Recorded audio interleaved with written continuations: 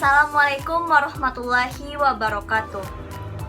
Perkenalkan, nama saya Estesianita, jurusan Akuntansi, Prodi D4 Akuntansi Politeknik Negeri Padang, kelas 2B D4 Akuntansi. Di sini saya akan menjelaskan materi tentang ROI, laba residu, dan EVA. Untuk materi pertama, kita akan membahas tentang pengukuran kinerja pusat investasi dengan menggunakan ROI. ROI atau disebut juga dengan Return on Investment adalah laba yang diterima untuk setiap dolar investasi. ROI juga dapat dikatakan sebagai ukuran kinerja yang paling lazim bagi setiap pusat investasi. ROI juga dapat didefinisikan sebagai laba operasi dibagi aktiva operasi rata-rata. Untuk lebih jelasnya, marilah kita bahas tentang penghitungan ROI yang saya tampilkan pada tabel berikut ini. Cekidot. Misalkan sebuah perusahaan mempunyai dua divisi, yaitu alfa dan beta. Laba bersih alfa adalah $100.000 dan laba bersih beta $200.000. Sedangkan untuk aktiva operasi rata-rata alfa yaitu $500.000 dan aktiva operasi beta adalah $2 juta. Untuk mencari RIO sama dengan laba operasi dibagi aktiva operasi rata-rata, maka RIO untuk alfa yaitu $100.000 dibagi $500.000 sama dengan 0,2 atau 20%. Dan RIO untuk beta yaitu $200.000 dibagi $2 juta sama dengan 0,1 atau 10%. Baiklah, kita masuk pada metode kedua, yaitu metode margin dan perputaran. Sebelum kita masuk pada pembahasan metode margin dan perputaran, alangkah baiknya jika kita mengetahui apa itu margin dan perputaran. Margin adalah rasio dari laba operasi terhadap penjualan. Hal ini dapat menunjukkan jumlah laba yang dihasilkan dari setiap dolar penjualan. Sedangkan perputaran adalah suatu ukuran lain yang dihitung dengan membagi pendapatan penjualan dengan aktiva operasi rata-rata. Perputaran menunjukkan jumlah penjualan yang dihasilkan dari setiap dolar yang diinvestasikan dalam aktiva operasi. Untuk melihat perhitungan ROI pada metode margin dan perputaran, silakan lihat tabel berikut. Untuk metode kedua yaitu metode margin dan perputaran. Kita ambil saja contohnya dari Selimar Company memperoleh laba operasi tahun lalu seperti yang ditunjukkan pada laporan laba rugi berikut. Penjualannya yaitu $480.000 dikurang harga pokok penjualan sebesar $222.000 menghasilkan margin kotor sebesar $285.000 dan dikurangi lagi beban penjualan dan administrasi sebesar $210.000 menghasilkan laba operasi sebesar $48.000. Informasi tambahannya yaitu aktiva operasi pada awal tahun sebesar $277.000 dan aktiva operasi pada akhir tahun sebesar $323.000. Rumus ROI pada metode ini yaitu sama dengan margin dikali perputaran. Untuk mencari margin sama dengan laba operasi dibagi penjualan, dan sedangkan untuk mencari perputaran sama dengan penjualan dibagi aktiva operasi rata-rata. Maka pertama-tama kita akan mencari aktiva operasi rata-ratanya sama dengan aktiva awal ditambah aktiva akhir dibagi 2 sama dengan $277.000 ditambah $323.000 dibagi 2 sama dengan $300.000. Selanjutnya kita akan mencari margin dan perputaran. Margin sama dengan laba operasi dibagi penjualan. yaitu $48.000 dibagi $480.000 sama dengan 0,1 atau 10%. Untuk perputaran sama dengan penjualan dibagi aktiva operasi rata-rata, yaitu $480.000 dibagi $300.000 sama dengan 1,6. Rumus ROI-nya sama dengan margin dikali perputaran. Nah, untuk margin kita kan sudah mendapatkan sebesar 0,1 dan untuk perputaran kita mendapatkan 1,6. Jadi 0,1 dikali 1,6 sama dengan 0,16 atau 16%. Untuk metode margin. Sedangkan untuk metode pengembalian atas investasi yaitu laba operasi dibagi aktiva operasi rata-rata, yaitu $48.000 dibagi $300.000 menghasilkan 0,16 atau 16%. Nah, pada kedua metode ini kita menghasilkan hasil yang sama.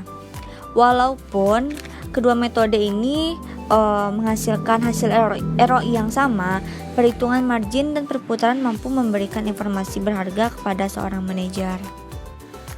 Nah, untuk lebih jelasnya, teman-teman bisa lihat tabel di layar untuk membandingkan perhitungan ROI dengan metode pengambilan investasi dengan metode margin dan perputaran. Pada data yang sudah saya sajikan, divisi elektronik meningkatkan ROI-nya dari 18% pada tahun 1 menjadi 20% pada tahun 2. Namun, ROI divisi medical supplies turun dari 18% pada tahun 1 menjadi 15% pada tahun 2. Nah, coba perhatikan tabel di sini. Sudah tersedia informasi untuk divisi elektronik dan divisi medical supplies. Pada tahun satunya, untuk mencari ROI-nya yaitu laba operasi dibagi aktiva operasi rata-rata. Untuk mencari ROI divisi elektronik pada tahun 1 berarti 1.800.000 dibagi 10 juta sama dengan 18%. Begitupun untuk mencari ROI pada divisi medical supplies pada tahun 1 dan 2-nya. Karena sudah adanya informasi untuk divisi elektronik dan medical supplies, maka kita membandingkan dulu margin dan perputarannya. Di sini kita lihat perbandingan margin untuk tahun 1 dan tahun 2 divisi elektronik, dan untuk tahun 1 dan tahun 2 divisi medical supplies. Untuk rumus margin sama dengan laba operasi dibagi penjualan. Untuk divisi elektronik tahun 1 yaitu 1.800.000 dibagi 30 juta, maka hasilnya 6%. Begitu seterusnya untuk tahun 1 dan tahun 2 pada divisi medical supplies pada rumus yang sama. Kemudian kita lihat rumus perputaran yaitu penjualan dibagi aktiva operasi rata-rata. Untuk tahun 1 divisi elektronik yaitu 30 juta dibagi 10 juta, maka hasilnya 3. Begitu juga seterusnya untuk tahun 1 dan 2 divisi medical supplies. Setelah kita tahu marginnya berapa dan perputarannya berapa, maka kita akan mendapatkan ROI-nya untuk divisi elektronik tahun 1 18% dan tahun 2 20%. Untuk divisi medical supplies tahun 1-nya 18% dan tahun 2 15%. Sudah jelaskan bagaimana perbandingan kedua metode tersebut. Meskipun marginnya turun, divisi elektronik mampu meningkatkan pengembalian. Hal ini disebabkan oleh peningkatan putaran yang lebih besar daripada penurunan marginnya. Salah satu sumber dari peningkatan perputaran adalah kebijakan yang sengaja mengurangi persediaannya. Baiklah, sekarang kita masuk pada kelebihan ROI. Yang pertama, ROI dapat mendorong manajer untuk fokus pada suatu hubungan antara penjualan, beban, dan investasi sebagaimana yang diharapkan dari seorang manajer pusat investasi. Yang kedua, ROI mendorong manajer untuk fokus pada efisiensi biaya. Manajer pada suatu perusahaan memerintahkan kepada manajer operasional untuk mengidentifikasi dan menghapuskan kegiatan-kegiatan yang tidak bernilai tambah. Akibatnya, manajer pada jenjang yang lebih rendah menemukan cara untuk mengurangi biaya yang berakibat dalam meningkatnya laba operasi dan dapat juga meningkatkan ROI. Yang ketiga, ROI mendorong manajer untuk fokus pada efisiensi aktiva operasi. Manajer divisi sudah sedang melakukan untuk program intensif dalam mengurangi aktiva operasi, yaitu dapat juga dinilai besar pada pengurangan persediaan yang dapat meningkatkan ROI. Nah, tadi kan kita sudah membahas tentang kelebihan ROI. Sekarang kita akan membahas tentang kelemahan ROI.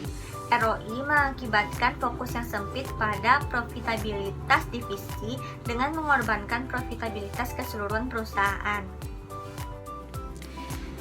Tadi kan sudah dijelaskan apa saja kelemahan ROI, yang salah satunya yaitu fokus yang sempit pada profitabilitas divisi. Contohnya seperti ini, Cleaning Product Division berkesempatan melakukan investasi pada 2 proyek pada tahun mendatang. Dan teman-teman bisa lihat pada layar informasi apa saja yang sudah diketahui pada soal ini. Investasi untuk proyek 1 yaitu 10 juta dan proyek 2 4 juta. Laba operasi untuk proyek 1 yaitu 1.300.000 dan proyek 2 640.000. Lalu kita mendapatkan ROI proyek 1 sebesar 13% dan proyek 2 sebesar 16%. Dengan catatan, untuk saat ini divisi menghasilkan ROI sebesar 15% dengan aktiva operasi 50 juta dan laba operasi atas investasi berjalan sebesar 7,5 juta. Dan setiap modal yang tidak digunakan divisi akan diinvestasikan dan menghasilkan laba 10%. Mari kita cari alternatifnya untuk manajer memilih proyeksi yang mana. Teman-teman bisa membandingkan ROI-nya pada hanya memilih proyek 1, hanya memilih proyek 2, ROI pada memilih kedua proyek, dan ROI pada tidak memilih kedua proyek. Nah, divisi sudah jelas ROI yang lebih besar itu ada pada hanya memilih proyek 2. Jadi manajer divisi memilih investasinya pada hanya memilih proyek 2 karena investasi tersebut akan meningkatkan ROI dari 15% menjadi 15,7%. Nah, kelemahan dari ROI yaitu meskipun mampu memaksimalkan ROI-nya, namun proyek 2 sebenarnya membebani perolehan laba perusahaan. Jika proyek 1 yang dipilih manajer, maka perusahaan akan memperoleh laba sebesar 1.300.000. Dan maka jika manajer tidak memilih proyek 1, modal 10 juta yang diinvestasikan tadi, maka 10%-nya hanya menghasilkan sebesar 1 juta. Nah, akibatnya perhatian yang harus ditunjukkan pada ROI divisi merugikan perusahaan dalam bentuk hilangnya laba. Kelemahan ROI yang kedua yaitu ROI mendorong para manajer untuk fokus pada kepentingan jangka pendek saja dan mengorbankan kepentingan jangka panjang. Hal ini maksudnya di sini adalah misalkan seorang manajer kecewa dengan kinerja para divisinya, lalu ia mengambil keputusan untuk mengambil langkah-langkah seperti memecat 5 karyawan yang memiliki gaji tertinggi, lalu mengurangi biaya iklan sebesar 50%, lalu mengurangi biaya pemeliharaan sebesar 75% dan mengganti bahan baku dengan bahan yang lebih murah. Memang hal tersebut dapat menurunkan beban dan menaikkan laba dan meningkatkan ROI, tetapi itu hanya untuk jangka pendek dan akan mengakibatkan hal negatif pada masa yang akan datang. Contohnya saja seperti pemecatan 5 pegawai yang memiliki gaji tertinggi tadi, yang mana tahu itu adalah pegawai terbaik, dan hal itu dapat menurunkan pendapatan penjualan pada masa yang akan datang. Baiklah, kita masuk pada materi selanjutnya, yaitu mengukur kinerja pusat investasi dengan menggunakan laba residu. Apakah teman-teman tahu apa itu laba residu? Laba residu adalah perbedaan antara laba operasi dan pengembalian dolar minimum yang disyaratkan atas aktiva operasi perusahaan. Jika laba residu lebih besar dari 0, maka divisi memperoleh lebih banyak tingkat pengembalian minimum yang diminta. Jika laba residu lebih kecil dari 0, maka divisi memperoleh lebih sedikit tingkat pengembalian minimum yang diminta. Dan jika laba residu sama dengan 0, maka divisi memperoleh tepat sama dengan pengembalian minimum yang diminta. Selanjutnya yaitu perhitungan laba residu. Kita ambil dari contoh sebelumnya, yaitu pada Cleaning Product Division. Nah, tadi kan Cleaning Product Division menolak proyek 1 karena menurunkan ROI divisi. Namun, kepastian tersebut membebankan laba perusahaan. Nah, dengan menggunakan laba residu sebagai ukuran kinerja akan mencegah kerugian ini. Mari kita cari laba residu masing-masing dari kedua proyek. Rumusnya yaitu laba operasi dikurang tingkat pengembalian minimum dikali aktiva operasi rata-rata. Pada proyek 1 yaitu sama dengan 1.300.000 dikurang 0,10 kali 1 juta, sama dengan 1.300.000 dikurang 1 juta, sama dengan 300.000. Untuk proyek 2, rumusnya sama, yaitu laba operasi dikurang tingkat pengembalian minimum dikali aktiva operasi rata-rata, sama dengan 640.000 dikurang 0,10 dikali 4 juta, sama dengan 640.000 dikurang 400.000. Hasilnya 240.000. Itulah laba residu dari masing-masing proyek. Selanjutnya kita akan membandingkan laba residu untuk setiap alternatifnya. Di sini aktiva operasi tidak mempengaruhi, yang mempengaruhi laba operasinya.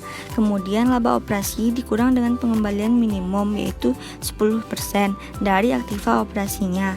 Maka laba operasi dan pengembalian minimum mendapatkan laba residu. Hanya memilih proyek 1, laba residunya 2.800.000. Hanya memilih proyek 2, laba residunya 2.740.000. Hanya memilih kedua proyek, laba residunya 3.040.000. Dan tidak memilih kedua proyek, laba residunya yaitu 2.500.000. Maka sudah jelas memilih kedua proyek menghasilkan peningkatan laba residu yang terbesar. Penggunaan laba residu ini mendorong para manajer menerima proyek apapun yang menghasilkan tingkat di atas minimumnya. Baiklah, masuk pada materi terakhir yaitu EVA. EVA yang disebut juga dengan Economics Value Added. EVA adalah laba bersih atau laba operasi yang telah dikurangi pajak, dikurangi total biaya modal tahunan. Jika EVA positif, berarti perusahaan sedang menciptakan kekayaan, dan jika EVA negatif, berarti perusahaan sedang menyia-nyiakan modal. Baiklah, kita akan membahas tentang perhitungan EVA yang akan saya jelaskan pada tabel berikut ini. Nah, di sini aku akan menjelaskan cara penghitungan EVA. Kita ambil dari contoh Similar Company memperoleh laba bersih tahun lalu seperti yang ditunjukkan pada laporan laba rugi berikut. Pada layar teman-teman bisa lihat informasi-informasi tambahan yang diberikan, seperti penjualan, harga pokok penjualan, margin kotor, beban penjualan dan administrasi, laba operasi, pajak penghasilan, dan laba bersih. Maka EVA sama dengan laba operasi setelah pajak dikurang persentase biaya modal akrual dikali total modal yang dipakai, sama dengan 33.600.000 dikurang 10% kali 300.000 sama dengan 33.600 dikurang 30.000 sama dengan 3.600. Nah teman-teman, sekian materi dari saya. Apabila ada kata-kata yang salah mohon dimaafkan. Wabillahi taufik wal hidayah. Wassalamualaikum warahmatullahi wabarakatuh.